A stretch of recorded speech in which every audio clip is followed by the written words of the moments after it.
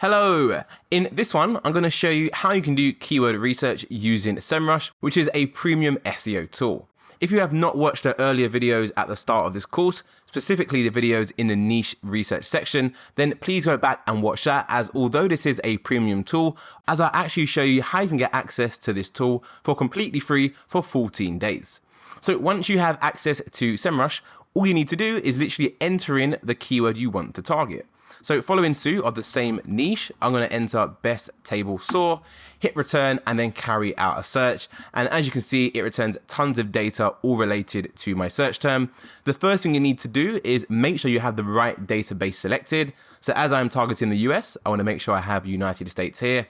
As you can see, the total search volume for this keyword in the US is 5,400. If I change that database to UK, just to give you some context, you can see it has a drastic impact. So it's gone down to 600. So please make sure you have the right database selected. Once you've done that, you want to scroll down and go to keyword variations. And as you can see, there is almost 2,800 keyword variations for the best table saw. So we can go ahead and give this a click, and it's going to give us a more detailed breakdown of what all of those keywords are. So it's kind of similar to what we saw on the Google Keyword Planner. If you remember, I typed in best table saw in a few previous videos, and it listed out lots and lots of different keywords. However, the beauty of using SEMrush over a free option such as Google Keyword Planner is that, number one, it actually gives you data on how many times a keyword gets searched for every single month. I know my account does actually show that as well, but that is because I've spent about over £10,000 on ads on this account. If you are using a brand new account, then it's not going to show you this data. It's going to literally just show you generic ranges like this. For example, you can see best yoga mat has a search volume of roughly 10,000 to 100,000 searches a month, which is quite broad, 1,000 to 10,000. So hopefully you get the idea here. When you use a premium tool, you don't have to worry about any of those limitations. It will tell you exactly how many times it gets searched for a month. Another benefit of using a tool such as SEMrush is that the filters on the left-hand side, what we call our keyword clusters, actually work. So we have literally almost 2,800 keywords here. All of these keywords vary greatly in intent. For example, this one is just in relation to best table saws. This one is just about best portable table saws. So SEMrush nicely has a filter option on the left-hand side that breaks these keywords down into clusters. Again, clusters is pretty much just a group of similar keywords. However, the great thing about SEMrush is that these filters actually work. If I go ahead and click portable, for example, you can see now it's only showing me keywords related to portable saws. If you compare that to what we had on the Google Ads interface, if I go back to tool, untick all of these and go for the portable filter right here, you can see it shows me one portable table saw keyword, but the rest aren't really related to portable, such as cheap table saw, best table saw blade. So you can get lots of really weird keywords which don't really meet your topic. So SEMrush does a much better job at clearing all of that up. And as it does a better job of clustering your keywords, you don't actually have to go through the manual process of clustering your keywords. If you remember, we had a master tab. We literally copied in all of these keywords and then we added some filters, went through it manually, and then copied those keywords across onto a cluster tab. However, as SEMrush does all the clustering for us already, we can literally go to portable, go to our cluster, and we can export data from just that specific tab.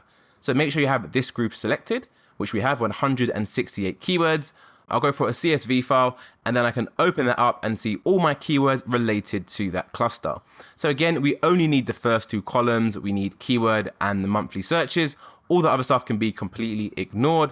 So go ahead and copy that, go back to our keyword cluster. And what I'm going to do is obviously just go ahead and add this to this tab like so. So I'm not going to replace the data that I have from the Google Keyword Planner. Just going to add this to the bottom. I'm then just going to go back to the top and tidy this up a little bit. We've got different font sizes. I do like to make sure all my fonts are the same and the same size. But this is pretty much the process. You search for your keyword on SEMrush, you find the clusters on the left-hand side, you then export the keywords and add the keyword clusters on the specific keyword cluster tab. Now, you don't have to do this for every tab you see on SEMrush. For example, if I go to 10, this probably relates to the inches of the blade. Yep, best 10-inch table saw.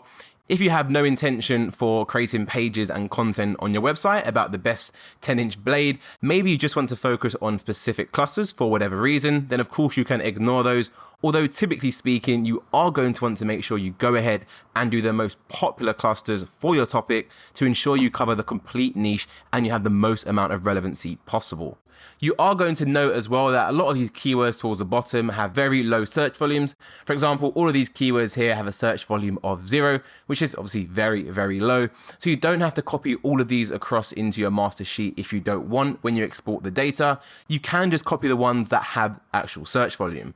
So if I go back to my keyword research sheet, if I scroll down, you'll see there are a lot of keywords towards the bottom which apparently don't have monthly search volume, although I wouldn't pay too much attention to this as search volume is going to vary depending on where you are viewing the data. Let me give you an example. If I go back to SEMrush and if I go to the keyword overview, you can see for the keyword best table saw, SEMrush says it has 5,400 searches a month in the US. If I go back to Google data, you can see that the best table saw, based on the same database of United States, that has a monthly search volume of 6,600. Now, it's typically the same with other keywords as well. For example, if you search for hybrid table saw, it has 1,900 searches as per Google's data, which of course is going to be the most accurate as this is a source of all the information. Compare that to the data in SEMrush.